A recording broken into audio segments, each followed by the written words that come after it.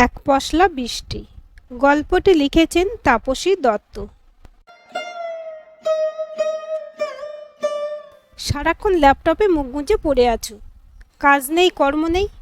তোমার মতো এমন ইডিয়ট অকর্মণ্য পুরুষ মানুষ আমি কমই দেখেছি। এখন 2000 টাকা ছাড়ো তো দেখি। 2000? অত টাকা আমি কোথায় পাবো? তুমি জানো তো এখন মাসের শেষ। ল্যাপটপের উপর থেকে চোখ না সরিয়েই জবাব দেয় অতনু। মাসের শেষ আর মাসের শেষ, 2 বছর ধরে একই কথা শুনে শুনে আমার কান পচে গেল। কি করতে যে আমি তোমায় বিয়ে করতে গেছিলাম, কুঁড়ে হাজব্যান্ড আর তার কেশরোগী মাকে নিয়ে আমার জীবনটাই নরক হয়ে গেল। কেন যে তখন বাপের কথা শুনলাম না, আক্ষেপ ঝরে পড়ে সুচিস্মিতার গলায়। যদিও স্ত্রীর এমন বাক্যবাণে অতনু অভ্যস্ত, তবু আজ উত্তর দিতে বাধ্য হলো। সুচি, তোমাকে কতবার বলেছি আমার মাকে আমাদের অশান্তির মধ্যে টেনে আনবে না। মা তোমার কি ক্ষতি করেছে বলো তো? আর এখন আক্ষেপ করেই বা কী করবে? বিয়েটা তুমি জোর করে করেছিলে। এবার মহাপ্রলয় আশ্রে পড়ে অতনুর উপর। You bloody fool! এত বড় সাহস তুই আমার মুখে মুখে কথা বলিস? 1 পয়সার মুরদ নেই, আবার বুলি কপচানো। আমি এক্ষুনি রেডি হয়ে আসছি, আমার টাকাটা রেডি রাখিস। গটগট করে ভেতরের ঘরে চলে যায় সুচিস্মিতা। যখন সুচির মাথায় আগুন চড়ে যায় তখন ভাষার কোনো ঠিক থাকে না, সেটা জানে অতনু। সুচির চলে যাওয়ার দিকে অতনু অসহায় দৃষ্টিতে তাকিয়ে থাকে কিছুক্ষণ। আজ নির্ঘাত বন্ধুদের সাথে সিনেমা টিনেমায় যাবে। দেওয়াল হ্যাঙ্গারে ঝোলানো পাঞ্জাবির পকেট থেকে মানি ব্যাগটা বার করে টাকা গুনতে থাকে। মাইনে হতে এখনও 2 দিন বাকি। মায়ের শরীরটাও খারাপ হয়েছে, ডাক্তার দেখানো দরকার। কপালে গভীর চিন্তার ভাঁজ পড়ে অতনুর। সুচিকে এখন টাকাটা না দিলে কী যে হবে। অতনুর বাবা সামান্য একটা প্রাইভেট কোম্পানিতে কাজ করতেন, মা একজন আদ্যোপান্ত গৃহবধূ। পড়াশোনায় অতনু বরাবরই ভালো ছিল। বাবার স্বপ্ন ছিল কষ্ট করে হলেও ছেলেকে ইঞ্জিনিয়ার করবে। পড়াশোনার ফাঁকে অতনু ভালোবাসত লিখতে, বিভিন্ন লিটল ম্যাগাজিনে নিয়মিত লিখত ও। আর্থিক সচ্ছলতা না থাকলেও 3 জনের সংসারে ভালোবাসার কমতি ছিল না এতটুকু। সাধ্য না থাকলেও অতনুর বাবার স্বাদ ছিল। এভাবেই ভালোবাসা আর শান্তির মিশেলে দিনগুলো কেটে যাচ্ছিল অতনুর। তবে কিনা সবার কপালে সুখ চিরকাল লেখা থাকে না। অতনুর যখন ক্লাস 12, ওর বাবা হঠাৎ স্ট্রোকে আক্রান্ত হয়ে পৃথিবীর মায়া ত্যাগ করেন। আচমকাই অতনুর জীবনে ঘনিয়ে আসে অন্ধকার।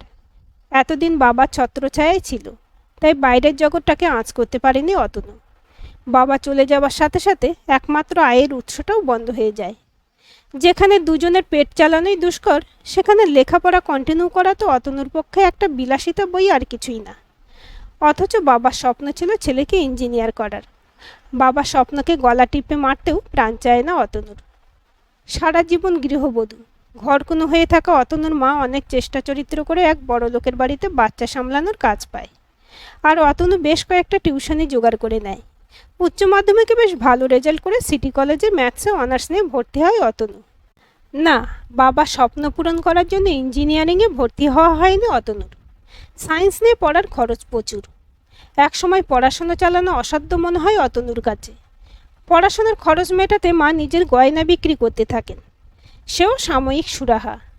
বড় লোকের একমাত্র মেয়ে সুচিস্মিতা অতনুরই ক্লাসমেট।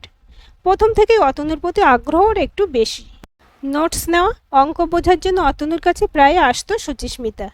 অঙ্কে তুখোর অতনু আপ্রাণ চেষ্টা করতো নিজের সেরাটুকু দিতে। একদিন সুচিস্মিতার বাড়িতে মোটা মাইনের পরিবর্তে অঙ্ক শেখানোর ডাক পড়ে অতনুর। দ্বিতীয়বার ভাবেনি অতনু। পড়াশোনা চালাতে গেলে প্রচুর টাকার দরকার যে। অঙ্ক শেখাতে গিয়ে দুজনের জীবনের অঙ্ক যে মিলে যাবে তা বোধহয় বুঝতে পারেনি অতনু, বা বুঝলেও হয়তো না বোঝার ভান করেছে। গরিব ছেলের সাথে বড় লোকের মেয়ের প্রেম কিছুতেই হওয়ার নয়, হলেও তার স্থায়িত্ব খুব কম। অতনু জীবনের ওঠাপড়া দেখেছে, তাই সে নিজের মনকে বেঁধে রাখতে জানে। কিন্তু সুচিস্মিতা বড় লোকের একমাত্র আদরের মেয়ে।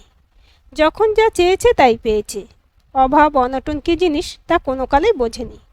অতনুকে মনে ধরেছে মানে অতনুকেই ওর চাই। অতনু অনেকবার বুঝিয়েছে এটা হবার নয় কোনো মতেই। সুচিস্মিতা শোনেনি কোনো কথা। বড়লোকের জেদি মেয়ে অতনুর প্রত্যাখ্যান মেনে নিতে না পেরে রাগের বশে একদিন নিজের হাতে শিরা কেটে বসল। সুচিস্মিতার জেদের কাছে মাথা নত করতেই হলো অতনুকে। সুচিস্মিতার বাবা চেয়েছিলেন অতনু ঘর জামাই হয়ে থাকুক, রাজি হয়নি অতনু। বিএসসি পাশ করে একটা প্রাইভেট ইংলিশ মিডিয়াম স্কুলে পার্ট টাইম চাকরি জুটিয়ে নিয়েছিল, সাথে টিউশনই তো ছিলই। বিয়ের পর কিছুদিন সুখের ভেলায় গা ভাসিয়ে দিয়ে দিন কেটেছিল ওদের দুজনের। তবে ছবিটা বদলাতে সময় লাগেনি বেশি। সুচিস্মিতার পার্লার খরচা, ড্রেস খরচা, রেস্টুরেন্টের খরচা সব যেন দিনকে দিন নাগালের বাইরে যেতে থাকে অতনুর। প্রথম প্রথম অতনু বিল মেটাতে অপারগ হলে সুচিস্মিতার বাবা তা মিটিয়ে দিত। এই ব্যাপারটা অতনুর একেবারেই পছন্দ ছিল না। অনেকবার সুচিস্মিতাকে বলেছি, তোমার হাজব্যান্ড একজন সাপোসা মানুষ সুচি, তুমি সেইভাবেই নিজেকে তৈরি করো, বাবার কাছে হাত পেত না, তাতে আমার সম্মানহানি হয়। না, কোনো কাজ হয়নি। সুচির কানের পর্দা ভেদ করে অতনুর কথাগুলো হৃদয়কে নাড়া দেয়নি। একদিন যে ছিল স্বপ্নের রাজকুমার, ক্রমশ অপদার্থ, অকর্মণ্য, কুঁড়ে, ভিখিরি এইসব উপাধিতে ভূষিত হতে লাগলো। দিনে দিনে অশান্তির পারদ চড়তে লাগলো। 2 বছরের মধ্যে অতনু আর অতনুর মা চোখের বিষ হয়ে উঠল সুচিস্মিতার কাছে। কথায় বলে সংসার সুখে হয় রমণীর গুণে। এই সংসারের ক্ষেত্রে তাহলে উল্টো, সংসার ভাঙতে শুরু করলো রমণীর দোষে। লেখাপড়া জানা সুচিস্মিতার স্বামীর কাঁধে কাঁধ মিলিয়ে সংসারের দায়িত্ব সামলানোর কথা কখনোই মনে হয়নি। ঘরকন্যার থেকে বন্ধু বান্ধবদের সাথে পার্টি করা, হই হুল্লোড় করা বেশি পছন্দ ছিল সুচির। এমনিতে অতনু আর ওর মা খুবই শান্ত প্রকৃতির মানুষ। সুচিস্মিতার মুখে কখনোই মুখ লাগান না ওরা। সেদিনের অশান্তিটা পৌঁছেছিল চরমে। সুচিস্মিতার মুখে মাকে অকথ্য গালিগালাজ করে অপমান করা সহ্য করতে পারেনি অতনু। দিক বিদিক জ্ঞানশূন্য হয়ে সুচিস্মিতার গালে সপাটে এক চড় মেরেছিল অতনু। সেদিনই অতনুর বাড়ি ছেড়েছিল সুচিস্মিতা। তারপর কাগজে সই সাবুত করে দুতরফ থেকে সম্পর্কের ইতি টানা হয়েছিল। টানা কয়েকবার কলিং বেলের আওয়াজে রান্নাঘরের কাজ ফেলে আঁচলে হাত মুছতে মুছতে দরজা খুলে মায়ামাসি, দ্য সিটি পত্রিকা থেকে এসেছি, আজ অ্যাপয়েন্টমেন্ট ছিল। বসুন ম্যাডাম, আমি দাদাকে ডেকে দিচ্ছি। আগন্তুককে বসিয়ে রেখে যেমন শশব্যস্ত হয়ে এসেছিল তেমনি শশব্যস্ত হয়ে ভেতরে চলে যায় মায়ামাসি। সোফা ছেড়ে উঠে দাঁড়িয়ে ঘরের নিখুঁত পর্যবেক্ষণ করতে থাকে সুচিস্মিতা। একই বাড়ি, একই ঘর, তবু বড্ড অচেনা আজ সুচিস্মিতার কাছে। পুরনো সব কিছু ঝেড়ে ফেলে সম্পূর্ণ নতুন রূপে সেজে উঠেছে সব কিছু। বসার ঘরে ঢুকতেই দেওয়াল জোড়া সুখী দাম্পত্যের এক টুকরো ছবি। আর ওই পূব দিকের জানালাটা, এখনও কি ঘুম ভাঙানে সূর্যের তেজ ঢোকে জানালা ভেদ করে? আর বেডরুমটা, সুচিস্মিতার খুব দেখতে ইচ্ছে করে নতুন সাজে কেমন সেজে উঠেছে বেডরুমটা। সরি, একটু ওয়েট করালাম আপনাকে। চেনা, ভীষণ চেনা। আওয়াজটা কান থেকে সোজা হৃদয়ে ধাক্কা মারে সুচিস্মিতার। ঘাড় ঘোরাতেই চোখাচোখি হয়ে যায় মোটা কালো ফ্রেমের আড়ালে লুকিয়ে থাকা একজোড়া দীঘল বুদ্ধিদীপ্ত চোখের সাথে। আরে সুচি, তুমি? কি ব্যাপার? প্রাথমিক বিহলতা কাটিয়ে অত্যন্ত সহজভাবে কথাগুলো বলে অতনু। আমি দ্য সিটি পত্রিকার তরফ থেকে তোমার সাক্ষাৎকার নেওয়ার কথা ছিল। হ্যাঁ ছিল তো। তুমি এখন সাংবাদিকতা করছো? ভালো। প্রথমেই তোমাকে কনগ্রাচুলেশনস জানাই। তুমি তো রাতারাতি বিখ্যাত হয়ে গেলে। তা একটু হলাম বই কি। যে উপন্যাসটা তোমার এবছর সাহিত্য একাডেমি পুরস্কার এনে দিল তার সম্বন্ধে যদি 2-4 কথা বলো। এক পশলা বৃষ্টি, আমার মনের সমস্ত রং দিয়ে সাজিয়েছিলাম। কথাই বলে পুরুষের সফলতার পিছনে একজন নারীর ভূমিকা থাকে, আমার ক্ষেত্রেও তাই। তবে একজন নয়, 2জন।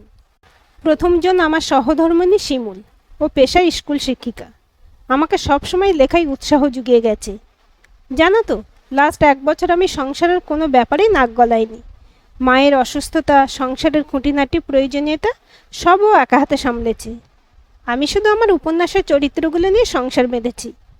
তাদের দুঃখে কেঁদেছি, সুখে সুখী হয়েছি। নিজের কল্পনা, রং আর অনুভূতির মিশেলে প্রতিটা চরিত্র জীবন্ত আমার কাছে। আমি ওদের সাথেই বাস করতাম। এক পশলা বৃষ্টিই তখন আমার সংসার। এই নিয়ে শিমুল কিন্তু কখনো কোনো অভিযোগ করেনি। সব সময় আমার পাশে থেকে একজন আদর্শ স্ত্রীর ভূমিকা পালন করেছে। কথাগুলো শেষ করে থামে অতনু। কিছুক্ষণ দুজনেই নীরব। অতনুর কথাগুলো সুচিস্মিতার হৃদয়ে একের পর এক ছুরিকাঘাত করে গেছে। এটা তো হবার কথা নয়। ও তো নিজেই অতনুকে ছেড়ে চলে গেছিল।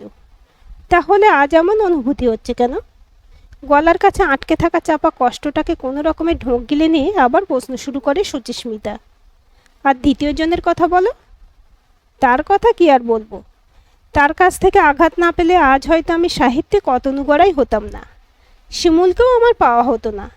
তাই একটা থ্যাঙ্কস তারও প্রাপ্য। শেষের কথাগুলো সুচিস্মিতার কানে কাঁটার মতো বিঁধল। আর এখানে বসে থাকা সম্ভব নয়। আচ্ছা চলি। সোফা ছেড়ে উঠে দাঁড়ায় সুচিস্মিতা। আরে দাঁড়াও দাঁড়াও, আজকের দিনে তোমায় মিষ্টি না খাইয়ে কী করে ছাড়ি? মায়ামাসি, মিষ্টি নিয়ে এসো। আজ আমার স্ত্রী একটি ফুটফুটে কন্যা সন্তানের জন্ম দিয়েছে। বৃষ্টি নাম রাখবো ভেবেছি। প্রচণ্ড দাবদাহের পর এক পশলা বৃষ্টি যেমন শরীর মনের আরাম এনে দেয়, ও তাই প্রচণ্ড কষ্টের পর এক মুঠো আনন্দ। কথার ফাঁকে মিষ্টি নিয়ে হাজির মায়ামাসি। ভদ্রতার খাতিরে একটা মুখে তুলতেই হলো। মিষ্টির স্বাদও বড় তেতো লাগে সুচিস্মিতার কাছে। যা কিছু ওর নিজের হবার কথা ছিল একদিন, তা আজ অন্য কারো। এর জন্য দায়ী কে? ও নিজেই তো। অতনুর আজ ভরা সংসার, আর ও কি সেই না পাওয়াদেরই দলেই পড়ে? অতনুর মতো স্বামী পেয়েও যে হেলায় হারাতে পারে। স্মৃতি বড় নিঠুর, চোখের জল আটকাতে দেয় না। বাইরে মুষলধারে বৃষ্টি নেমেছে, আর ছাতা না খোলাই ভালো। চোখের জল, বৃষ্টির জল সব মিলেমিশে একাকার হয়ে যাক সুচিস্মিতার। কিছু ভুল হয়ে যায় যা আর শোধরাবার নয়। আজকের এই গল্পটি আপনাদের কেমন লাগলো কমেন্ট করে জানাবেন। ভালো লাগলে অবশ্যই একটা লাইক দেবেন আর চ্যানেলটি সাবস্ক্রাইব করে সাথে থাকবেন।